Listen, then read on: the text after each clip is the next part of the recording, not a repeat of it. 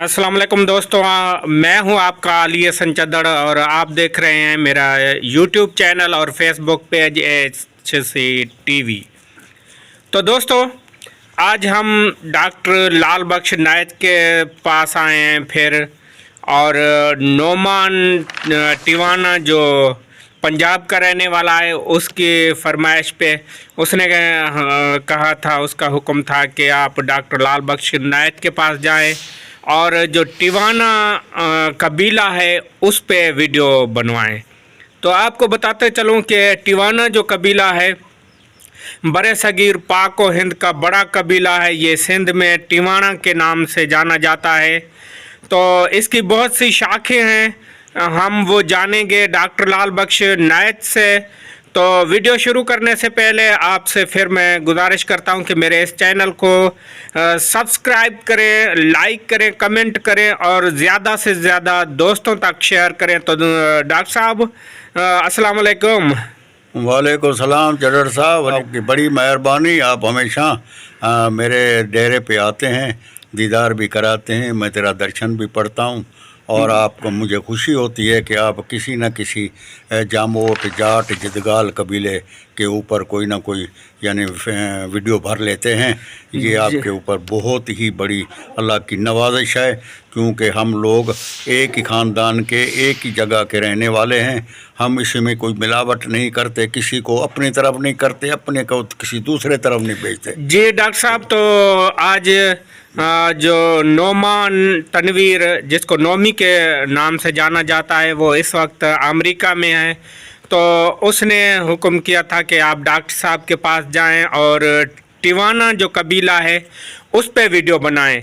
तो मैं आपसे ये जानना चाहता हूँ कि टिवाना कबीला का ताल्लुक़ कहाँ से है और उसका कुछ शिजरा नसब भी हमें बताएं, और टिवाना कबीला कहाँ कहाँ रहता है। जी डॉक्टर साहब।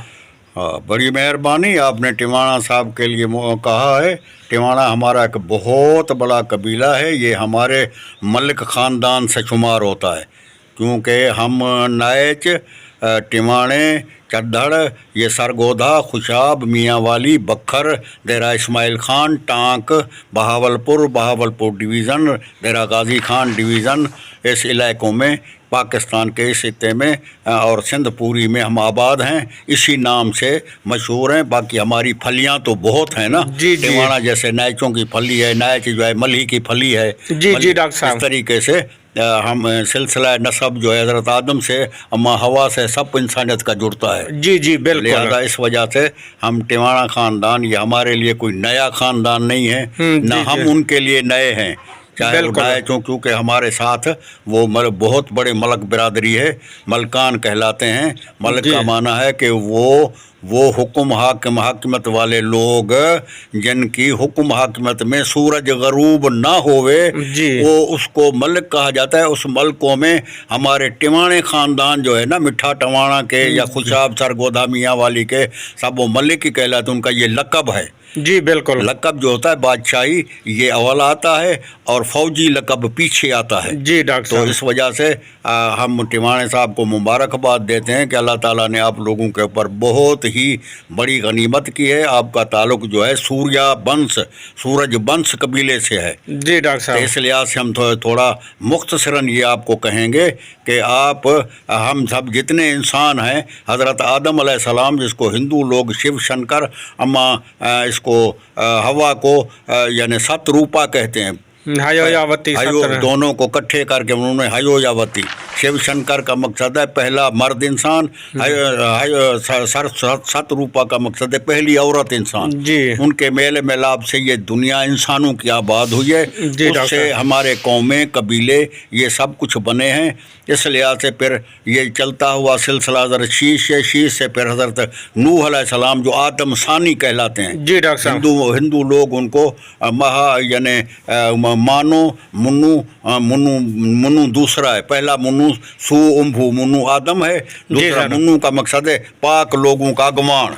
जी डॉक्टर साहब। इसका पाक लोगों का आगमन, तो वो मुन्नू दूसरा है, उसको अब आदम सानी भी कहा जाता है। जी। जब बाद ये तूफान नूह बर्पा हुआ था, वो सिंध विलायत यानी जाट देश, जिसको जाट देश जाटकिस्तान कहते थे, उसको जामोट देश कहते थे, जिदगाल देश कहते थे, उसकी हदूद हम पहले बयान कर चुके हैं नायचनामे में, चदरनामे में आप देखेंगे।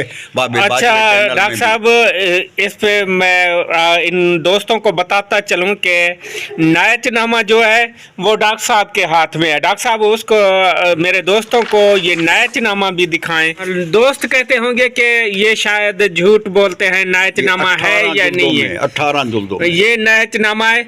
और मैं टिवाना साहब आपको ये बताऊं कि इस नायचनामे में भी आपका जिक्र आया हुआ है।